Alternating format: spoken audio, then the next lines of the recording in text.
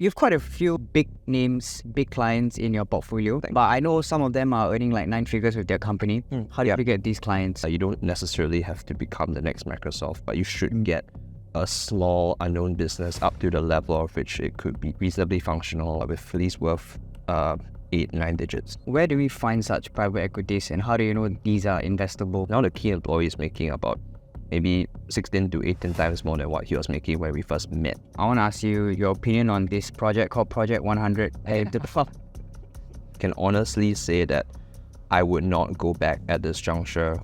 I've been asked by a lot of companies to go back. What's your advice to struggling advisors that wants to be where you are right now? So look, you've been an advisor for quite a few years, right? Exactly how many years? Around 6, slightly less.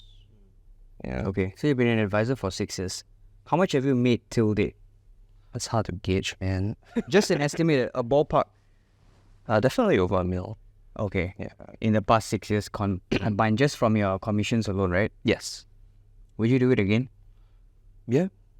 I mean, I think it's been a life-changing experience. For all the bad that came with it, and there was a lot of bad, I really would not have changed very much. Yeah. How different are you right now compared to the version you were 6 years ago? I mean, I still had like a 6-pack abs at a time. So you had abs when you started? Yeah, I had abs when I started, for sure. Cause I was like a good 20+ kg lighter.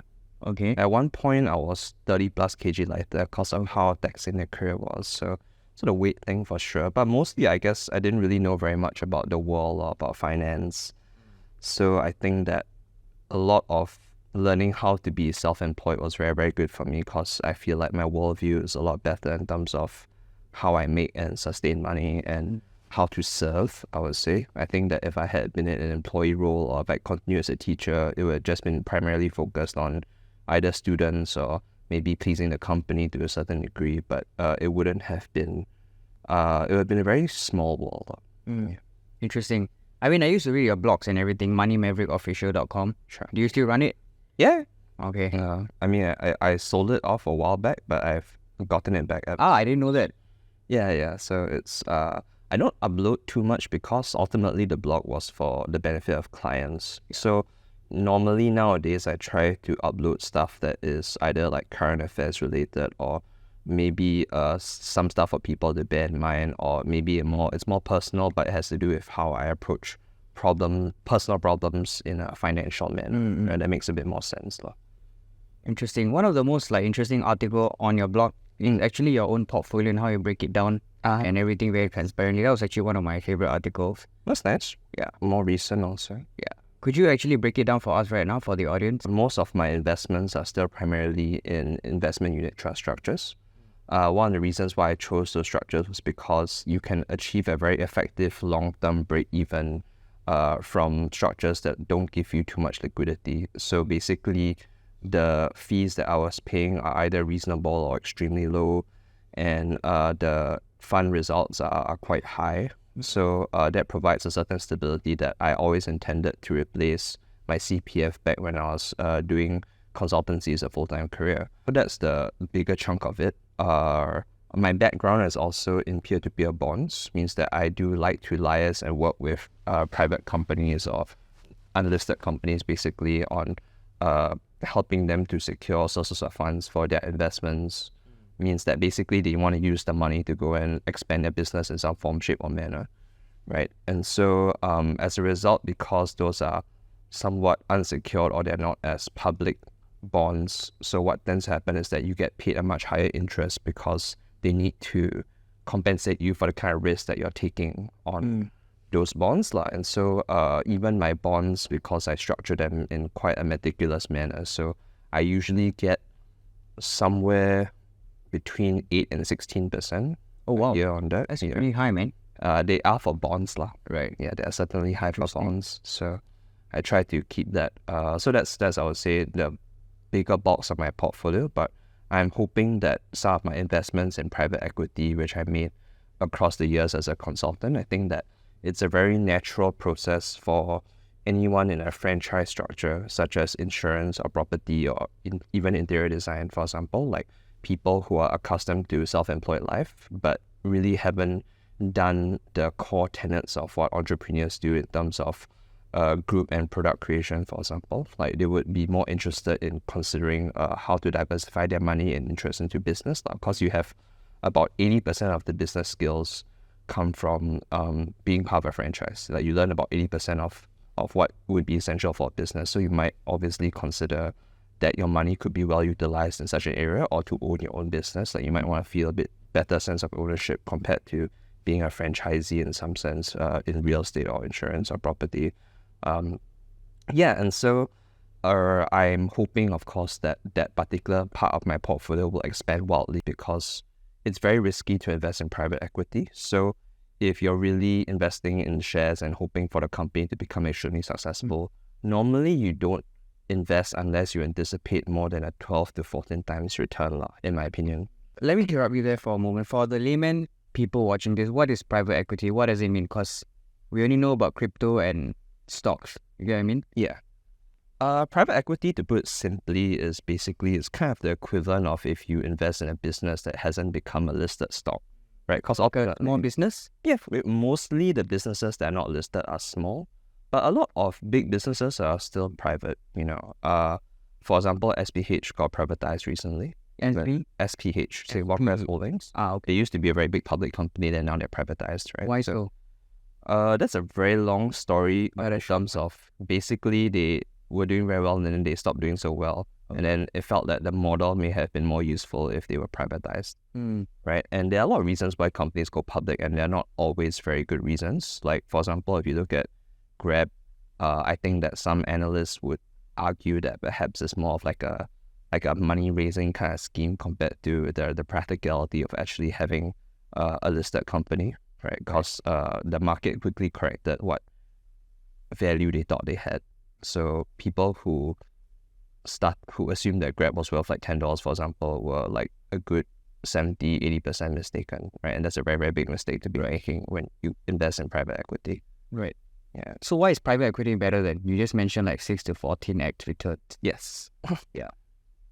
It's just basically getting on the ground floor of what you hope is going to be perhaps the next Microsoft or the next Tesla in that sense. Obviously, not a lot of private equity actually gets to that point, right? It means that it's quite unlikely you will ever be able to do 500 times, 10,000 times your return, like if you had gotten it on the ground floor of Microsoft, Alibaba, so on and so forth. But generally, you could look at developing a small business to become something like maybe worth 5 or 10 mil, or even if you're lucky, about 50 to 250 mil. And then by the time you exit your position, it's quite unlikely that you would have a return that's anything less than 12 to 15 times your original investment.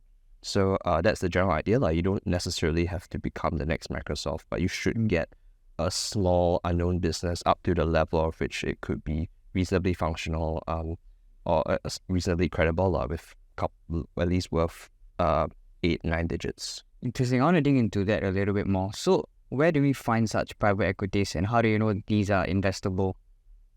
Okay, that's two questions. So, and both are relatively long, especially the latter, I would say. But where do you find them? Usually, of course, there are a lot of business fairs.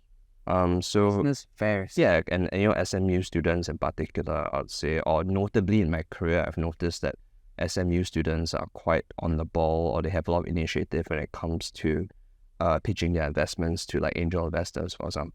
SIT also, I'd say. So basically, there's a lot of events where entrepreneurs get together, or like hopeful entrepreneurs get together, and maybe they are looking to share their ideas or for collaborative efforts or to raise money for their business.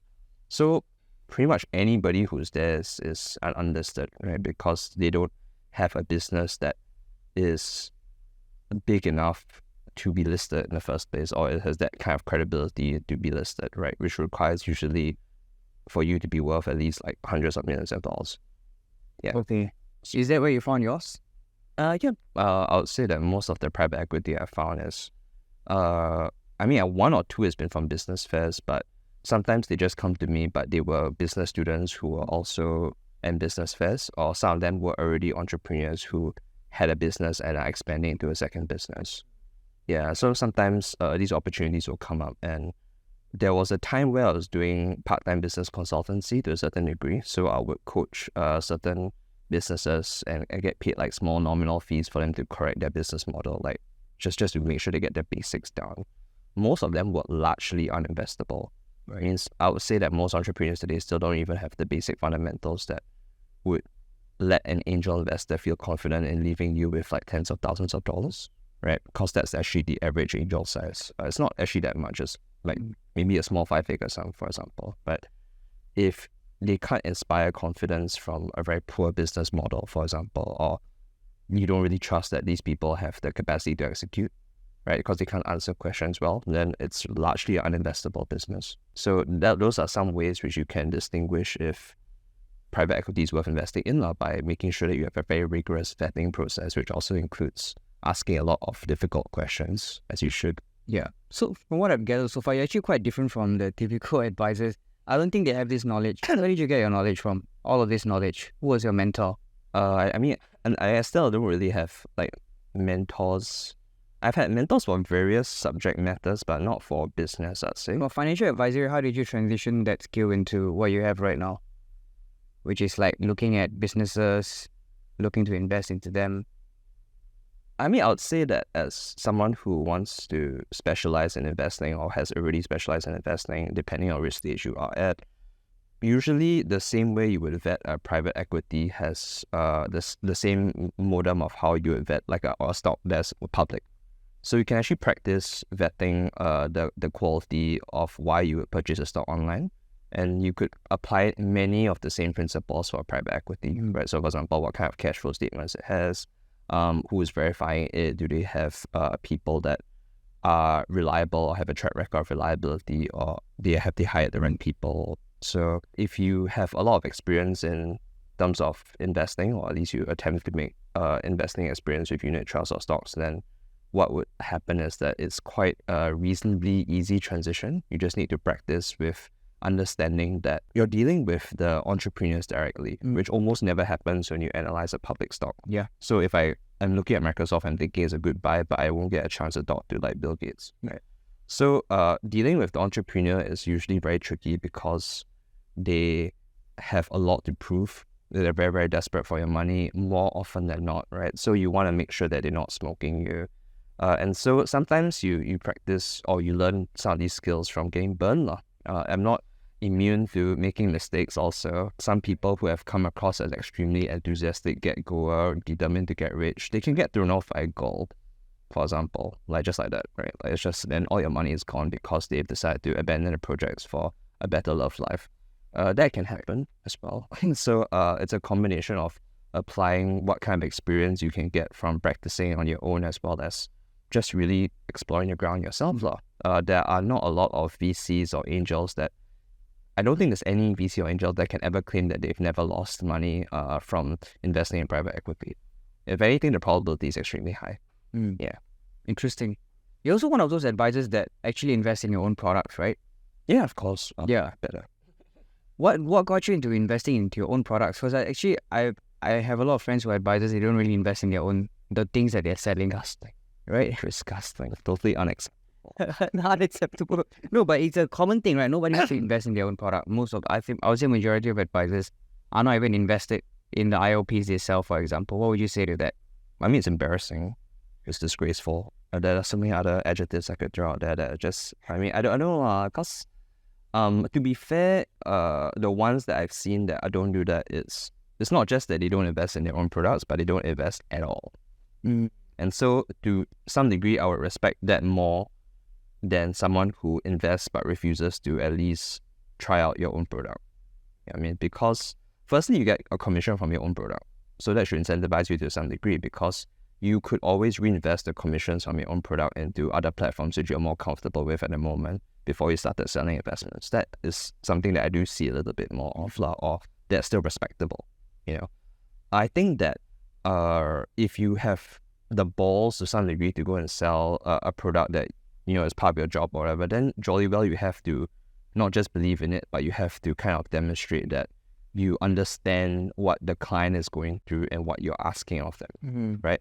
Obviously, this can't apply across all age groups because it's not going to be easy for me to do the same investment as like a retiree who has like way, way more money than myself, right? But the general idea is that at least if you demonstrate that you have some interest in your product and you have some vested interest in your product, then you have much more credibility as a salesperson lah. And it also comes down to, if you find the product acceptable, then it makes sense that clients will find the product acceptable. So I very rarely come into a situation where I have not purchased a product which I wasn't selling to my clients. Right. Because the math or the analysis of it indicates that it is actually a very, very good product lah. And I find that clients appreciate that I'm going through all of the same issues as them lah. Clients would find it challenging to complain if you are much, much more invested in them. Right. You know, and you're doing the exact same stuff as they're doing. So if they experience a 30% loss, they can't imagine the absolute amount of money that you're losing at the same time, right? And so it's easier for client management as well. But you also have to believe that obviously the 30% loss is paper and that everybody's going to recover. And so with the product in mind, you have that confidence, and everyone's in the same boat, so it's good.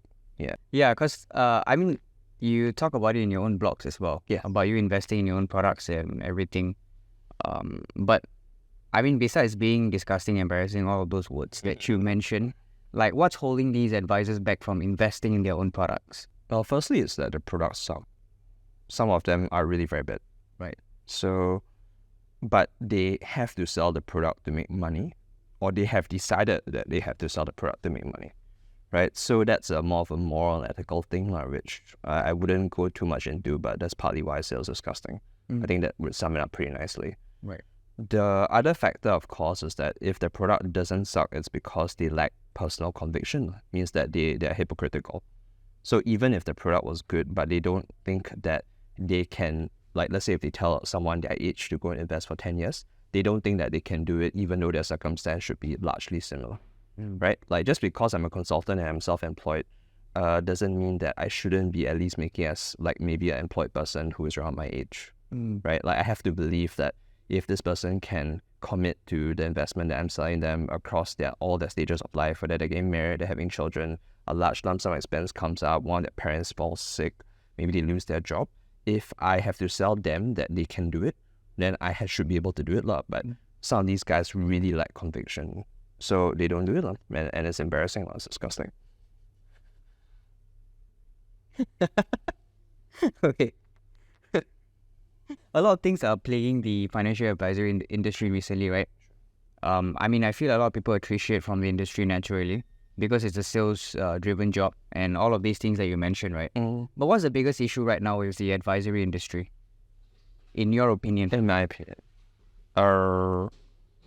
the biggest issue is that, it's the issue that has plagued the industry forever. So you are incentivized to sell based on commissions, which to some degree I appreciate quite a lot. But because there are a lot of ways to get commissions without selling a good product, so what tends to happen is that people will come up with very creative, terrible ways to sell product to people and then like get out of the industry, for example, right? And so a lot of these people feel very frustrated, stuck with a very inferior product, which likely paid the agent a significant amount of commission, right? So they'll complain. And so if a lot of complaints come in, the regulatory board has to do something about it. So they will do a lot of stuff that will affect good consultants. And so good consultants get very dissuaded from continuing, right? And so it creates a very negative cycle of nobody wants to stay in the industry when you get penalized to some degree for being good. Yeah. Okay, I got it. Interesting. How did your first breakthrough come? You started 6 years ago, right? I'm sure you struggled quite a fair bit. And before that, I want to ask you your opinion on this project called Project 100. To call 100 people, right? Yes. From your friends and family. What are your thoughts on that? There's a lot of criticism on Project 100, but in my opinion, it's just too effective. It's just too effective. Too effective? It's too effective. Yeah, that is why it has withstood the test of time. There's a lot of concepts for beginner consultants that have come and gone, but Project 100 has always stayed consistent and is like it's come like any insurance agency you go, any IFA you go, any bank you go, almost everybody will tell you you should at least try Project 100. You see, and so despite the fact that it has certain limitations or certain negative consequences, it is really time tested. Basically, it works. Basically. So that's kind of my opinion on it, lah. Of course, there's a lot of ways to execute Project 100 more effectively, and there's ways for you to prevent alienating all of your relationships. But yeah, it really works, lah. So it's a good starter for pretty much any agent, as long as you have someone that can make sure that you don't make a lot of mistakes with it, which is usually what happens. So. How much money did you make from Project 100? Well, I didn't have a very strong warm market, so if I'm looking at my Project 100 list, probably about $12,000 to $15,000. Oh wow, not bad, not bad. Pretty terrible, actually. Is it? The industry average wise is actually pretty terrible. There are a lot of beginners which the Project 100 is so strong that they can hit MDRT in the first year. I mean, that's partly where the meme comes from. There are a couple of insurance memes that are not really like, I mean, because I'm so involved in the industry even after leaving full-time consultancy, that to me like memes are like very prevalent as culture, but obviously like nobody in real life cares about them. But there's this meme that basically your warm market is so strong that you get MDRT in the first year, and then some joker will think that, oh, you're very suited for management or something, or that's how you climb the ladder as quickly as possible. But then you start out realizing that you have no fundamental skills, and you also have no business plan, and you have nobody to sell to because all your warm market is gone already. Right, so you're in a management position where you have additional liabilities. Cost managers have liabilities; they have to pay for this support, that support, and maybe for sending their consultants and their training and all that stuff. Right, so you have no cases for yourself, so you have no way to generate money. You are stuck with liabilities, and you have no skills. Yeah, so it's so usually all these guys will just screw up majorly after that. Yeah, so that's where the meme comes from. Then technically for Project 100, right? You can, like, let's say if you know estate planning, right? Sure. You can actually open up more cases for it, right? From that 100, you can open up another 100 or 200. No? Yeah, of course it could. So how would you run out of one market? Because who are the people who know estate planning who are thinking, wow, like the smartest thing I could use my information for is to go into insurance? Like there's very, very few people. Most people who are good at estate planning would normally consider a facet of law, or they would consider like working for a trust company. And these guys pay like reasonably large salaries. So the median income for an agent now has dropped. Probably from the time I entered, it was about 50K. Now it's closer to about 38 to 41K. So it's not a good prospect if you're really decently versed in estate planning. Then most people would not take the risk of giving up a reasonably good corporate job in a law firm or a trust company to go and become an insurance agent. You see, there are exceptions, and of course, there's a very high probability that those guys will do very well. But the risks may not make a lot of sense because estate planning takes time to learn, and so by the time you know estate planning, and if you decide to make a career switch, there's a very decent chance that a lot of factors will pull you down. Maybe you're married already, maybe you have a house that you're paying for that was commensurate with your reasonably large salary, so don't want to risk that, right? So, I mean, you have a point, but almost nobody would do that. That's why I laugh. Interesting. Yeah. Interesting. So talk to me about your breakthrough then. When was your first breakthrough? I know you struggled quite a fair bit at the start of your career. It came at the end of 3 years, technically. 3 years? Why did it take you 3 years. so long? First 2 years was, I would consider it very foundational. I was still doubling my income at the time, so I can't really say that it was too slow in the sense that while working on my foundation, at least I was able to see that, okay, like these things are helping me to improve and my sales are increasing and my consistency is increasing. So it just took a little longer to get to MDRT. I wanted a situation where if my foundation is very strong, then I don't have to worry that, okay, like it's a one-off thing. Then I get MDRT and then next year I collapse and it looks very embarrassing. What do you mean when you say foundation? You're the skills that are essential towards you being an actually good consultant. Such as investing in your own products? I mean, that's not so much as skills, much as just generally good principles. But you may not need to invest in your own products to be very good as a consultant. It just helps quite a lot because when you invest in your own products, then firstly, you feel a lot of what your client's feeling, right? So it's very easy to come up with concepts and language that helps you to empathize with your clients, right? So it's easier to sell stuff because they see, and you have proof of work as well, so you can show them things like that. So this improves your sales quite a bit if you're actually investing in your own products. At least in my opinion, if you know how to leverage it, right? But fundamentally, you should know quite a few basics. There are sales basics, which I'm not good at. It means that how do I smell nice? Do I dress nice? Like, am I making eye Sales contact? basics, you mean like body language, etc. Yes, exactly. Yeah, there are a lot, and basically the kind of skills that would be transitional across any kind of sales job, or even if you're like an entrepreneur who is looking to do sales to some degree, because any good business starts from the core tenet of sales, right? So even if I'm not in sales or I'm not in the sales department as an entrepreneur, but there's a very decent chance I'll still have to sell the concept of my business to like VCs or angels or to like other business partners, so on and so forth, right? So it's very important to have essential basic sales skills, and those include even basic things like being able to smell nice or dress nice. Those are not my core strengths, but it's still very important. So those are some of the basics which will help you to become a good consultant. And then the other aspects will obviously be in terms of being a good consultant, like in terms of finance, like you have financial knowledge, you can disperse that financial knowledge effectively. Because, for example, one of the issues I faced in 2018 was that I had racked up so much financial knowledge that it was impossible for me to disperse it effectively. Really? Yeah, so I would speak to people and be like, bleh, like vomit all the cool stuff that Too much technical knowledge. Yeah, too much. Like men appreciate that a little bit more, so I only need to dumb it down to some degree for them. But women would usually hate it. Like just like straight up just hate it. Yeah. So I would have to explain to them in a way that they can understand, which is still basic sales skills. You need to dumb down information to something that can be understood, appreciated. And for people to see what the benefits of what you're talking about are, because there is no point if I give you a range of statistics unless I tell you the implication behind those statistics as to how it will help your life, right? And so I had to spend a bit more time learning how to do that after I had built a foundation of information. Yeah. So I'd say your core strength is technical knowledge.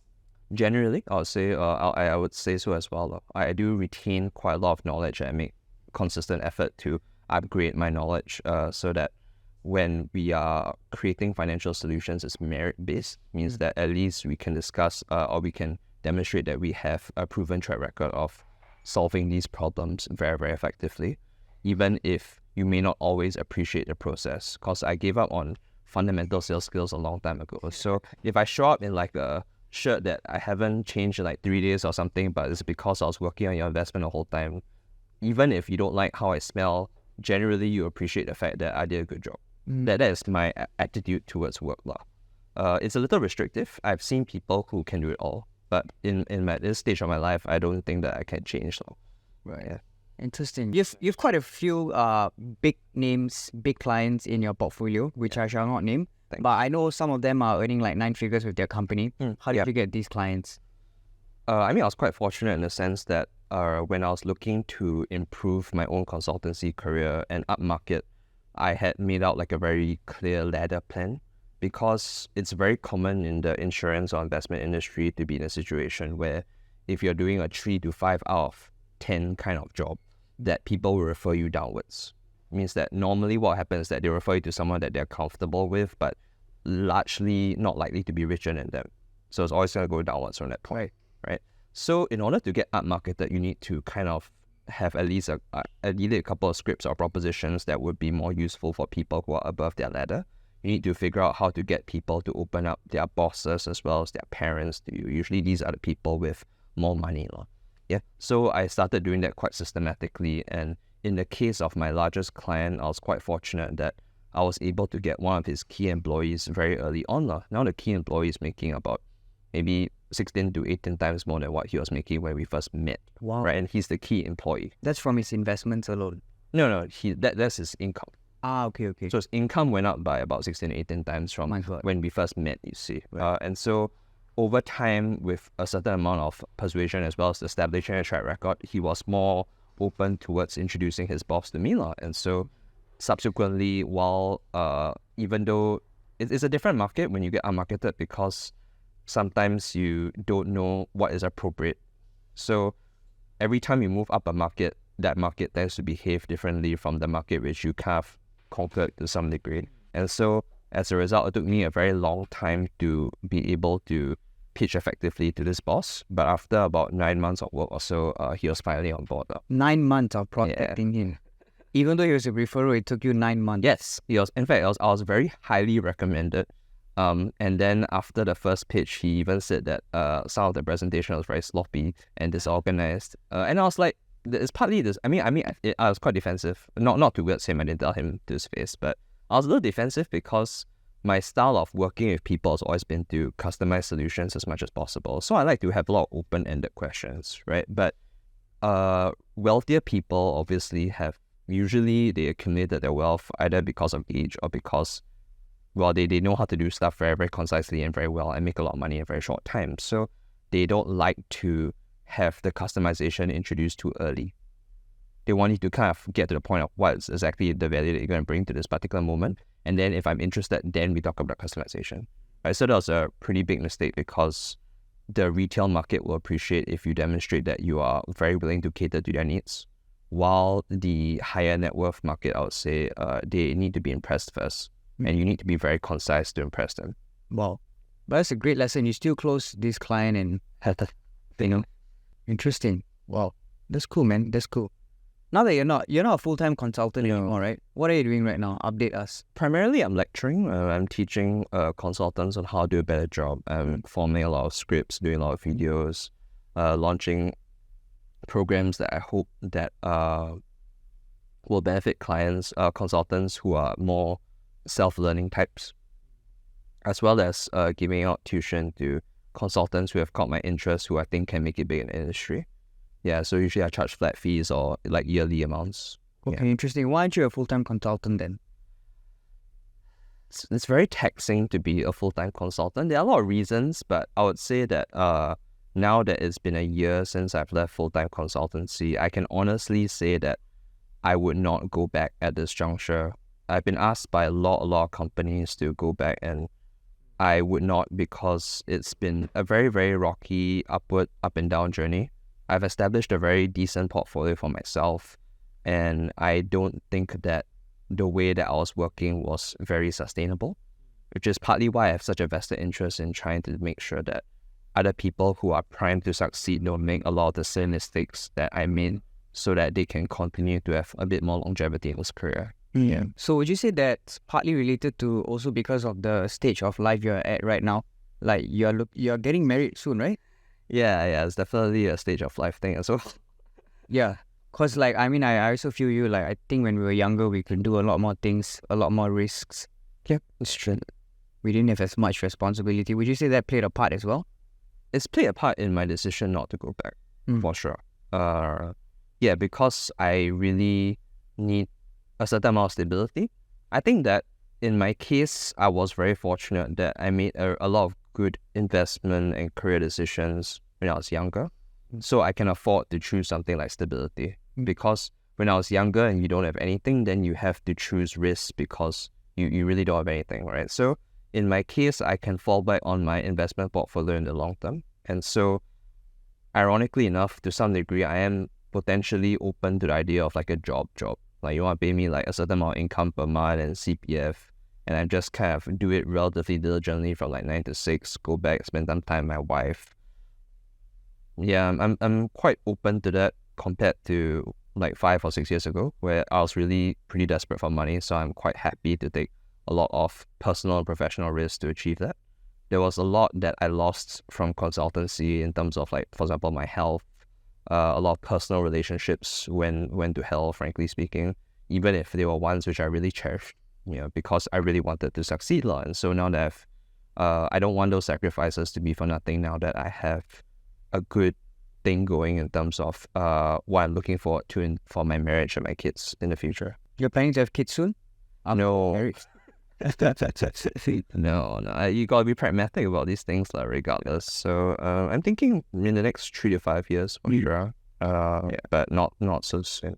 Yeah, because you used to mention in your blog that you retire in Thailand. Has the plan changed, and what is the new plan? Plan changed big. What's the new plan? My current plan would depend very much on the private equity sale. So if private equity does very well, then I'll probably purchase my home in Singapore, like just fully paid off. And I would also probably buy like some property in Bali and Malaysia. Right? Oh, nice. And then we would probably just roam around a bunch while waiting for the rest of my investments to kick in, so that there's enough passive income for early retirement. That sounds wonderful, man. Yeah. Bali, Malaysia, Singapore. So if the private equity fails or it doesn't pay out as much as I hope, then we will buy a resale HDB and struggle for about the next 4 to 6 years. Then the portfolio will pretty much unlock itself, and then same thing. What's the definition of struggle? Like just kind of live month to month lah, basically, cause I mean, my income even right now is not super consistent. So sometimes it's really high and sometimes it's really low, and I need to achieve a certain amount of stability so that I can afford things like a mortgage. Obviously, it'd be nice if private equity kicked in so that I don't have a mortgage to pay at all, and I can also afford my recurring investment payments.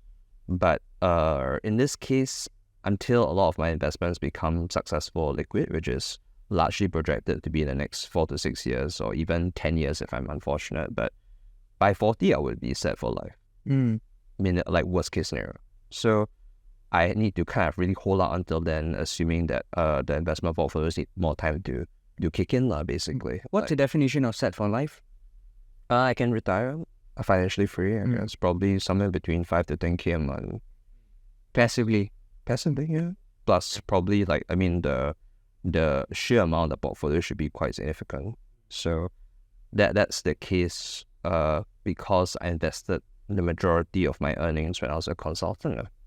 Now I'm just thinking about that. Bali, Malaysia, Singapore.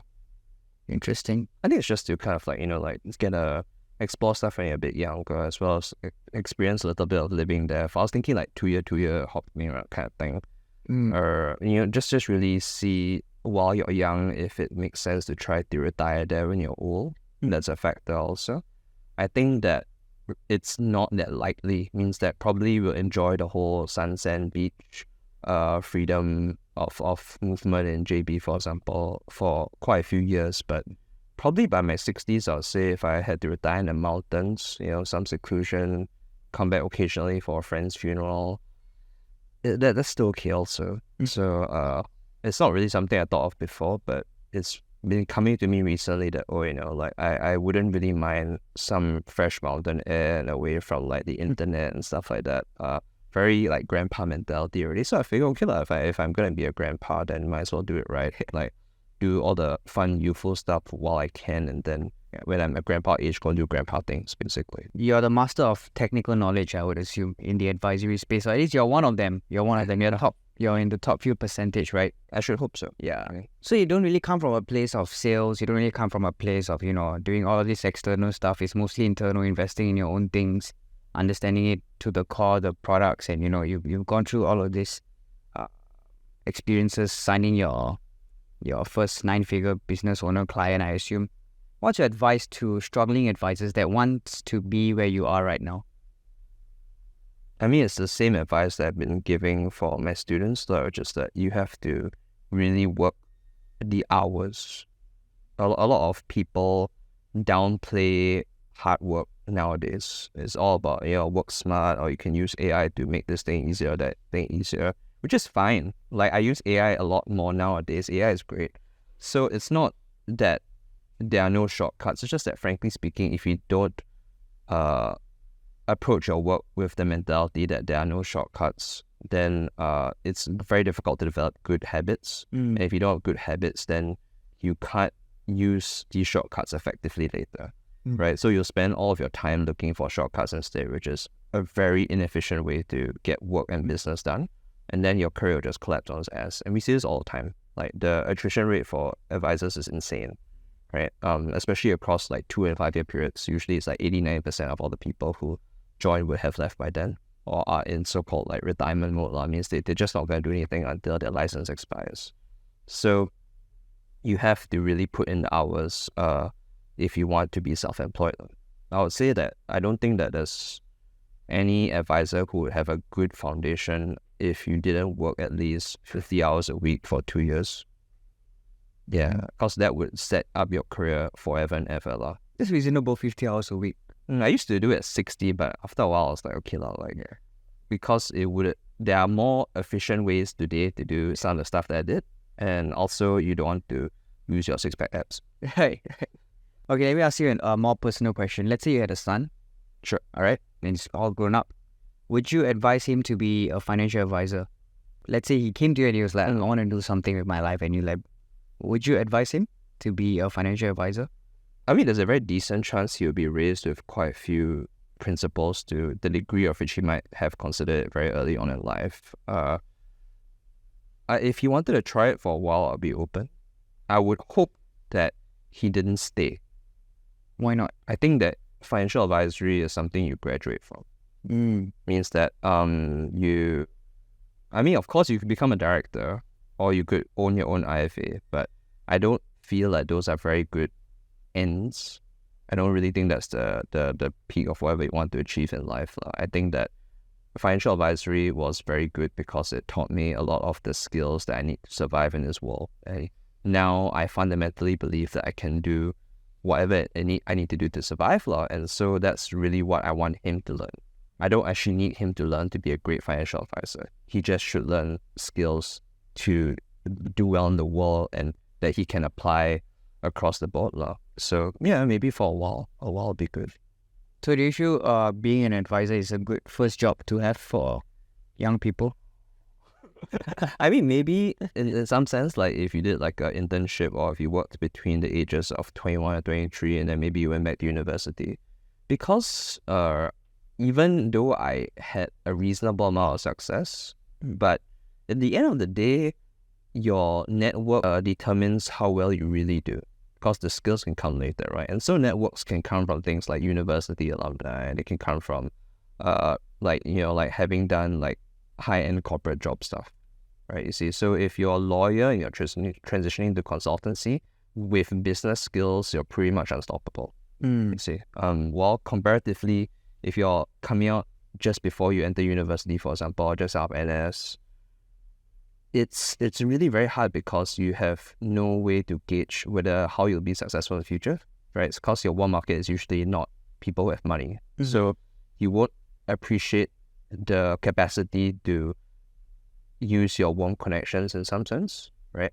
I don't feel very bad about saying use your warm connections because generally the relationships that you build in life are the ones that you earn. Means that people who are your friends and are close to you will usually stay your friends and are stay close to you because you do good things for them or you bring value to their life, you see. So the idea that we would serve one another in terms of this product helps you and you buying this product helps me, it's not like a big deal to me, you see. It's just that it's easier to appreciate when you have learned from a very young age or had some corporate experience, like in a job, for example, that you have to appreciate a lot of these things more. Means that if I had started a job first before coming to consultancy, at least I would have felt that, I should really appreciate like my colleagues or my manager more, and I should demonstrate that I am like a good worker so that we can always have good relationships after I leave this company. You know what I mean? And that's really how a lot of professionals who have crossed over to this industry did extremely well, right? And the probability of success is much, much higher because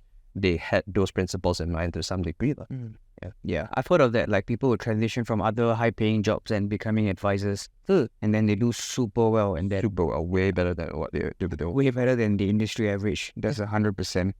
Yeah, wow, interesting. There's actually been quite a few like people like big figures that became advisors recently, and I literally see them being COTs, MDRT in the like next few months. And they post about it on their Facebook. I'm like, what? I can become an advisor like yesterday. So yeah, that's interesting. Yeah. Never thought about it. But they really just need to bring their personal and professional credibility to the table. And then the skill set is assisted from their manager, for example, or like a colleague. And so usually the clients in question for those people will trust that this is the kind of person who will develop over time, you see. So you're betting on your relationship with this person. You're not betting on a product, even if the product is good. And since the product is secondary, right, so you always have a situation where someone is willing to bet on you because you've demonstrated that for years and years you are reliable and trustworthy, right? And that's the core of advisory in itself. That's why it's a consultancy business.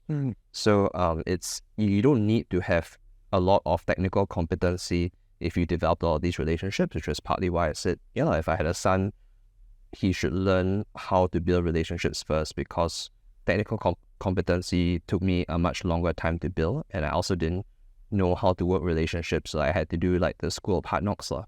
And it would be nice if I made my life easier for my kid. That's why we have kids also, right? Yeah. I guess it. How do you think clients will feel when they invest in a product with you and then you leave the industry? Yeah, since you're technically planning to leave anyways, right, eventually. And some of these products go beyond your retirement. I've never really gone in some sense. I mean, because I'm so vested in the financial space, right? So, clients which have built very personal relationships with me over social media, for example. And I do see them from time to time. I take pictures, I attend house parties, I attend weddings, and so they feel that they can still speak to me about anything, which is what, like I mentioned to you, the heart of consultancy is. So most of them will not hold very, like nobody is very negatively affected by the fact that I'm not a full-time consultant. And many of them still feel that they can ask me anything whenever they need to. And I think that the handover process is obviously very important as well, because they need to understand who is succeeding me and why, and what that person will do for them, and whether certain things will be different, so on and so forth. So I think the problem is more in this industry that we see a lot of failing in terms of handover.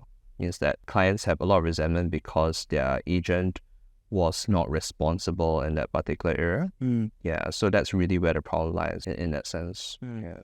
But would you service your clients if you don't have a license? It depends on the nature of servicing. Because if, for example, do you think that insurance agents can get in trouble for not doing claims? No. Okay. Yeah. So why is that? Because it's the client's responsibility, right? I mean, sure. Generally, of course, if something happens to the client, or something happens to you or me, normally we'll feel a certain amount of responsibility for it. But more importantly, it's because there is no contractual necessity in any of these agents' contracts to go and do claims with you. And now, the point of that particular statement is that servicing is really about whether you want to do it or not. Most agents don't have a very specific obligation to service. So if there are things which I can afford to service for clients, which are not within the boundaries, or they're not breaching the boundaries of what MAS considers financial advisory to be, then by all means, because we have not just a very professional relationship, but also a very close personal relationship, which I think that consultants should strive to develop with their clients. What's the next few years looking like for you? I would say she's not even 2 years. It's like the next 1.5 years will be very life-changing, right? Either I will have a lot of money or have very little money for a 4 to 6 year period. It's either or only, because private equity is a bitch. Yeah, so I really don't know. I've planned out already 2 different lifestyles depending on how my equity will go. And so I think it's leaning more towards the former, because I've always been relatively conservative in terms of how I project my future. It's better to make more plans on the basis that you're poor compared to making more plans on the basis that you're rich. Yeah. So I think that the next few years should be a struggle to some degree, because teaching is not certainly as lucrative as consultancy. But it's a lot less stressful. I have a lot more free time. My mental health and physical health is the best it's been in like 7 years. So I wouldn't give it up. It's just that I need to understand that I'm trading off those things for the financial limitations of my current job. So would you say you're more at peace right now? Oh yeah. Wow. Yeah. I mean, life is great, honestly. Nice. We have a close mutual friend who actually told me about this YouTube video which he watched, where he was saying that one of the easiest ways to love your job is that the rest of your life should be garbage. Right? I'm not sure if you heard this one. Yeah. Basically, if your life is relatively miserable, then you'll find a lot of pleasure at work. Right. And so I feel that a lot of that was quite reflective of my life. And now he was saying, oh, that's why you did so well, because your life is really boring, which was not a very nice thing to say. But I mean, yeah, so now I don't consider my life very boring, even though on paper it is technically more boring. I spend time with my family and my fiance, and I go on dates, and I watch movies. Those are things which I really rarely indulged in before, right? And so that's a normal life. It's a little boring, but it's certainly a lot more exciting than the kind of life I was living before. As a result, work is not the kind of thing where I feel that, like in my past, I could chug it out for 60, 80 hours a week, because it's just not as enjoyable to be trying to do those things, especially in this phase of my life. Got it. Now that you're in I would say you're in a much better spot than I knew you to be 5-6 years ago, right? Obviously. At least personally. Yeah. Personally, professionally. Professionally, no. Professionally, it was better before. Okay, sure. But now that you're in a better headspace, let's say at 5 minutes and the whole world was watching you, what would you tell them right now, based on what you've experienced in your life? I would tell people to work hard, but understand the theory of efficiency, just that if you work hard for too long, realistically, even your hours of hard work will become so inefficient that 7 to 8 hours of additional rest in a week you would accomplish. Let's say if I was to work 60 hours a week normally, and it's very, very daunting, working 50 hours and resting that 10 hours, you would still probably accomplish much more. It's not something that I could accept for many, many years. And because of that, it affected all my relationships and my physical health, right? And that is the one takeaway. I think that you have to work very, very hard to make it in this world. But you also need to understand that it's not efficient at beyond a certain limit. Yeah, I always assume that if you just put in more hours, you accomplish more things for a very, very long time. And so the consequences of that have been severe. And so I would advise that you still need to work hard. I would tell anybody to work hard. I love working hard, but I'll never ever do what I did back then again, if I cannot help it. Yeah. What would you do differently? Work more practically, I guess. Like take more breaks. Figure out productive ways to take breaks. Which I started to do in the last few years of my career. Like, if I needed to clock a certain quota, because I like to base the way I do work on quotas, like how many hours I work in a week. Because I found that if I'm not a very organized person, and because you're a business owner in essence, right, if there's always something to do. So if you work a certain amount of hours a week, you will always be doing something that is related to accomplishing something in the business, whether it's now or a couple of years' time. Right, so I used to base my work on hour quotas. Over time, I realized that I could achieve some of these hour quotas by like reading, or like maybe I could just lie down on a sofa for an hour and listen to like a podcast that I may not even process except for maybe the beginning and the end, right? But it's better than nothing, you see, because at the end of the day, if you need a rest, you need a rest. Yeah, so those are slightly more efficient ways to get things done, because after doing that, I'll be better well rested. My mindset is still on work.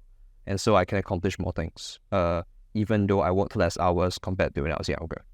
Yeah. Nice. Interesting, man. Thanks for being here, bro. Thank you. Thank you for having me. How should people reach out to you if they want to talk to you? You can find me at www.moneymavericofficial.com.